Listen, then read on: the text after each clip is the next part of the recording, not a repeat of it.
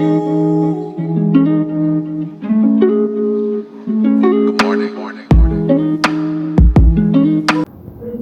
स्वतःच्या अक्षभुतीच्या फिरण्यास परिवलन असे म्हणतात.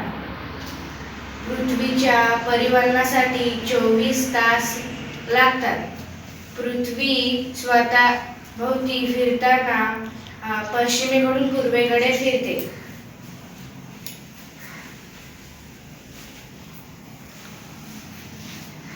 पश्चिमेकडून पूर्वेकडे फिरते.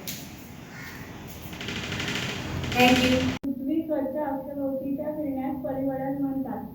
पृथ्वीला परिवलनासाठी 24 तास लागतात.